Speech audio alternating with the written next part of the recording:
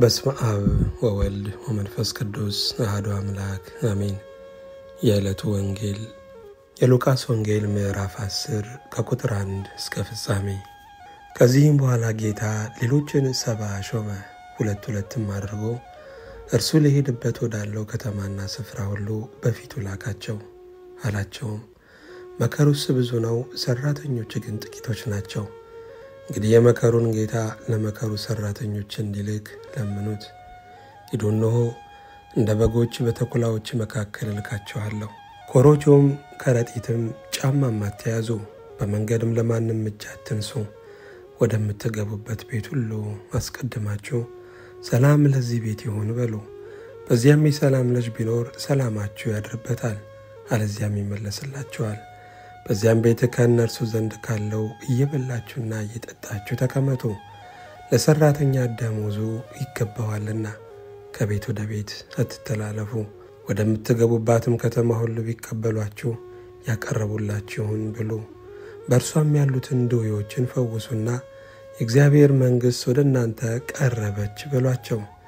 ነገር ግን ወደምትገቡባት ከተማ ሁሉ ባይቀበሏችሁ ወደ አደባባይዋ ወጥታችሁ ከከተማችሁ የተጣበቀብንን ትቢያ እንኳን እናራግፍላችኋለን፣ የእግዚአብሔር መንግሥት ግን ወደ እናንተ እንደቀረበች ይህንን ወቁ በሉ እላችኋለሁ። በዚያን ቀን ከዚያች ከተማ ይልቅ ለሰዶም ይቀልላታል። ወዮልሽ ኮራዚን፣ ወዮልሽ ቤተሳይዳ! በእናንተ የተደረገው ታምራት በጢሮስና በሲዶና ተደርጎ ቢሆን ማቅ ለብሰው በአመድም ተቀምጠው ከብዙ ጊዜ በፊት ንስሐ በገቡ ነበር። ነገር ግን በፍርድ ከእናንተ ይልቅ ለጢሮስና ለሲዶና ይቀልላቸዋል። አንቺም ቅፍርናሆም እስከ ሰማይ ከፍ አልሽን? ወደ ሲኦል ትወርጃለሽ። የሚሰማችሁ እኔን ይሰማል፣ እናንተንም የጣለ እኔን ይጥላል፣ እኔንም የጣለ የላከኝን ይጥላል። 70 በደስታ ተመልሰው ጌታ ሆይ አጋንንትስ እንኳ በስም ተገዝተውልናል አሉት። እንዲህም አላቸው፣ ሰይጣን እንደ መብረቅ ከሰማይ ሲወድቅ አየሁ። እነሆ እባቡንና ጊንጡን ትረግጡ ዘንድ በጠላትም ኃይል ሁሉ ላይ ሥልጣን ሰጥቻችኋለሁ፣ የሚጎዳችሁም ምንም የለም። ነገር ግን መናፍስት ስለተገዙላችሁ በዚህ ደስ አይበላችሁ፣ ስማችሁ ግን በሰማያት ስለተጻፈ ደስ ይበላችሁ።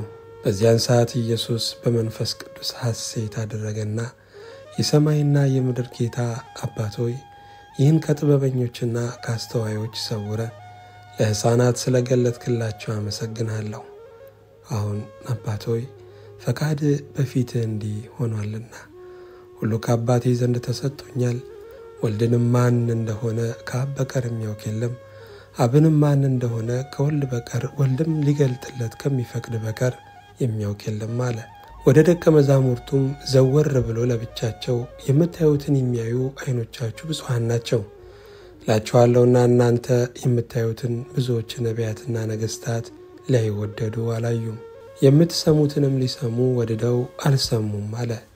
እነሆም አንድ ሕግ አዋቂ ሊፈትነው ተነስቶ መምህር ሆይ የዘላለምን ሕይወት እንድወርስ ምን ላድርግ አለው።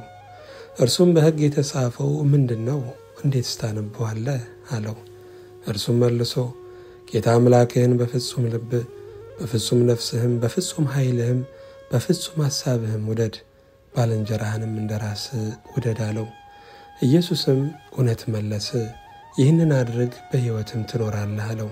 እርሱ ግን ራሱን ሊያጸድቅ ወድዶ ኢየሱስን ባልንጀራዬስ ማን ነው አለው።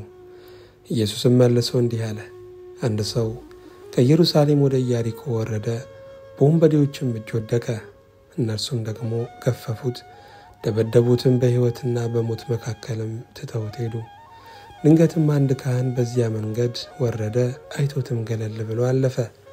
እንዲሁም ደግሞ አንድ ሌዋዊ ወደዚያ ስፍራ መጣና አይቶት ገለል ብሎ አለፈ።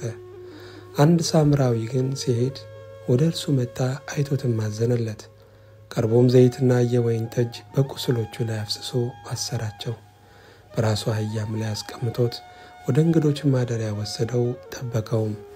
በማግስቱም 2 ዲናር አውጥቶ ለባለቤቱ ሰጠና ጠብቀው፣ ከዚህም በላይ የምትከስረውን ሁሉ እኔ ስመለስ እከፍልሃለሁ አለው። እንግዲህ ከነዚህ ከሦስቱ በወንበዴዎች እጅ ለወደቀው ባልንጀራ የሆነው ማንኛው ይመስልሃል? እርሱም ምሕረት ያደረገለት አለ። ኢየሱስም ሂድ አንተም እንዲሁ አድርግ አለው። ሲሄዱም እርሱ ወደ አንዲት መንደር ገባ። ማርታ የተባለችም አንዲት ሴትም በቤቷ ተቀበለችው። ለእርሷም ማርያም የምትባል እህት ነበረቻት። እርሷም ደግሞ ቃሉን ልትሰማ በኢየሱስ እግር አጠገብ ተቀምጣ ነበረች። ማርታ ግን አገልግሎት ስለበዛባት ባከነች። ቀርባም ጌታ ሆይ እኔ እንድሠራ እህቴ ብቻዬን ስትተወኝ አይገድህምን? እንኪያስ እንድታግዘኝ ንገራት አለችው። ኢየሱስም መልሶ ማርታ ማርታ፣ በብዙ ነገር ትጨነቂያለሽ ትታወኪማለሽ፣ የሚያስፈልገው ግን ጥቂት ወይም አንድ ነገር ነው። ማርያምም መልካም ዕድልን መርጣለች፣ ከእርሷም አይወሰድባትም አላት። ምስጋና ለእግዚአብሔር ይሁን። ሁለተኛይቱ የሐዋርያው የቅዱስ ጳውሎስ መልእክት ወደ ጢሞቴዎስ ምዕራፍ 4 ከቁጥር 1 እስከ 20። በክርስቶስ ኢየሱስ እንደሚሆን የሕይወት ተስፋ በእግዚአብሔር ፈቃድ ኢየሱስ ክርስቶስ ሐዋርያ የሆነ ጳውሎስ ለተወደደው ልጄ ለጢሞቴዎስ ከእግዚአብሔር አብ ከጌታችንም ከክርስቶስ ኢየሱስ ጸጋና ምሕረት ሰላምም ይሁን። ሌትና ቀን በልመናዬ ሳላቋርጥ ስለማስብህ እንደ አባቶቼ አድርጌ በንጹሕ ሕሊና የማመልከውን እግዚአብሔርን አመሰግናለሁ። እንባህን እያሰብኩ በደስታ ሞላ ዘንድ ላይ እናፍቃለሁ። በአንተ ያለውን ግብዝነት የሌለበትን እምነትህን አስባለሁ። ይህም እምነት ቀድሞ በአያትህ በሎይድ በእናትህም በዮዌንቄ ነበረባቸው፣ በአንተም ደግሞ እንዳለ ተረድቻለሁ። ስለዚህ ምክንያት እሳት እንደሚያቀጣጥል ሰው እጆቼን በመጫኔ በአንተ ላይ ያለውን እግዚአብሔርን ስጦታ እንድታነሳሳ አሳስብሃለሁ። እግዚአብሔር የኃይልና የፍቅር ራስንም የመግዛት መንፈስ እንጂ የፍርሃት መንፈስን አልሰጠንምና። እንግዲህ በጌታችን ምስክርነት ወይም በእስረኛው በእኔ አትፈር። ነገር ግን እንደ እግዚአብሔር ኃይል መጠን ስለ ወንጌል አብረኸኝ መከራን ተቀበል። ያዳነን በቅዱስም አጠራር የጠራን እግዚአብሔር ነውና፣ ይህም እንደ ራሱ ሐሳብና ጸጋ መጠን ነው እንጂ እንደ ሥራችን መጠን አይደለም።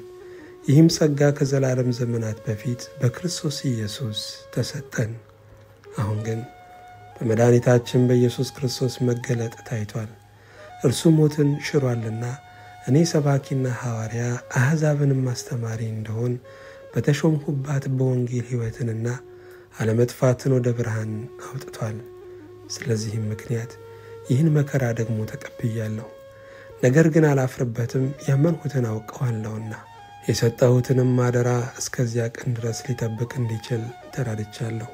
በክርስቶስ ኢየሱስ ባለ እምነትና ፍቅር አድርገህ ከእኔ የሰማውን ጤናማ ቃል ምሳሌ ያዝ። መልካሙን አደራ በእኛ በሚኖረው በመንፈስ ቅዱስ ጠብቅ። በእስያ ያሉት ሁሉ ከእኔ ፈቀቅ እንዳሉ ታውቃለህ። ከእነርሱም ፊሎጎስና ሄሮዋጌኔስ ናቸው። ጌታ ለሄኔስፎሮኑ ቤተሰቦች ምሕረትን ይስጥ፣ ብዙ ጊዜ ያሳርፉኛልና በሰንሰለቴም አላፈረበትም። ነገር ግን በሮሜ ባደረ ጊዜ ፈልጎ አገኘኝ። በዚያን ቀን ከጌታ ምሕረትን እንዲያገኝ ጌታ ይስጠው። በኤፌሶንም እንዴት እንዳገለገለኝ አንተ በደህና ታውቃለህ። ምስጋና ለእግዚአብሔር ይሁን። መጀመሪያይቱ የሐዋርያው የቅዱስ ጴጥሮስ መልእክት ምዕራፍ 5 ከቁጥር 12 እስከ ፍጻሜ። እየመከርኋችሁና የምትቆሙባት ጸጋ እውነተኛ የእግዚአብሔር ጸጋ እንድትሆን እየመሰከርሁላችሁ የታመነ ወንድም እንደሆነ በቆጠርሁት በስልዋኖስ እጅ ባጭሩ ጽፌላችኋለሁ። ከእናንተ ጋር ትምህርታ በባቢሎን ያለች ቤተ ክርስቲያን ልጄም ማርቆስ ሰላምታ ያቀርቡላችኋል። በፍቅር አሳሳም እርስ በርሳችሁ ሰላምታ ተሰጣጡ። በክርስቶስ ላላችሁ ለሁላችሁ ሰላም ይሁን፣ አሜን። ምስጋና ለእግዚአብሔር ይሁን። የሐዋርያት ሥራ ምዕራፍ 15 ከቁጥር 36 እስከ ፍጻሜ። ከጥቂት ቀንም በኋላ ጳውሎስ በርናባስን ተመልሰን የጌታን ቃል በተናገርንበት በየከተማው ሁሉ ወንድሞችን እንጎብኛቸው፣ እንዴት እንዳሉ እንወቅ አለው። በርናባስም ማርቆስ የተባለውን ዮሐንስን ደግሞ ከእነርሱ ጋር ይወስድ ዘንድ አሰበ። ጳውሎስ ግን ይህን ከእነርሱ ጋር ሊወስድ አልፈቀደም። ከእነርሱ ዘንድ ከጵንፍልያ ተለይቶ ነበረና ወደ ሥራም ከእነርሱ ጋር አልመጣም ነበረና፣ ስለዚህም እርስ በርሳቸው እስኪለያዩ ድረስ መከፋፋት ሆነ። በርናባስም ማርቆስን ይዞ በመርከብ ወደ ቆጵሮስ ሄደ። ጳውሎስ ግን ሲላስን መረጠ። ወንድሞችም ለእግዚአብሔር ጸጋ አደራ ከሰጡት በኋላ ወጣ። አብያተ ክርስቲያናትንም እያጸና በሶርያና በኪልቅያ ይዞር ነበረ። ምስጋና ለእግዚአብሔር ይሁን። የዮሐንስ ወንጌል ምዕራፍ 10 ከቁጥር 1 እስከ 19። እውነት እውነት እላችኋለሁ ወደ በጎች በረት በበሩ የማይገባ በሌላ መንገድ ግን የሚወጣ እርሱ ሌባ ወንበዴም ነው። በበሩ የሚገባ ግን የበጎች እረኛ ነው። ለእርሱ በረኛው ይከፍትለታል፣ በጎቹም ድምፁን ይሰሙታል። የራሱንም በጎች በየስማቸው ጠርቶ ይወስዳቸዋል። የራሱንም ሁሉ ካወጣቸው በኋላ በፊታቸው ይሄዳል። በጎቹም ድምፁን ያውቃሉና ይከተሉታል። ከሌላው ግን ይሸሻሉ እንጂ አይከተሉትም፣ የሌሎችን ድምፅ አያውቁምና። ኢየሱስ ይህንን ምሳሌ ነገራቸው። እነርሱ ግን የነገራቸው ምን እንደሆነ አላስተዋሉም። ኢየሱስም ደግሞ አላቸው፣ እውነት እውነት እላችኋለሁ እኔ የበጎች በር ነኝ። ከእኔ በፊት የመጡ ሁሉ ሌቦችና ወንበዴዎች ናቸው፣ ዳሩ ግን በጎቹ አልሰሟቸውም። በሩ እኔ ነኝ። በእኔ የሚገባ ቢኖር ይድናል፣ ይገባልም ይወጣልም። በሩ እኔ ነኝ። በእኔ የሚገባ ቢኖር ይድናል፣ ይገባልም ይወጣልም፣ መሰማሪያም ያገኛል። ሌባው ሊሰርቅና ሊያርድ ሊያጠፋም እንጂ ስለ ሌላ አይመጣም። እኔ ሕይወት እንዲሆንላቸው እንዲበዛላቸውም መጣሁ። መልካም እረኛ እኔ ነኝ። መልካም እረኛ ነፍሱን ስለ በጎቹ ያኖራል። እረኛ ያልሆነው በጎቹም የእርሱ ያልሆኑ ሙያተኛ ግን ተኩላ ሲመጣ ባየ ጊዜ በጎቹን ትቶ ይሸሻል። ተኩላም ይነጥቃቸዋል፣ በጎቹንም ይበትናቸዋል። ምስጋና ለእግዚአብሔር ይሁን።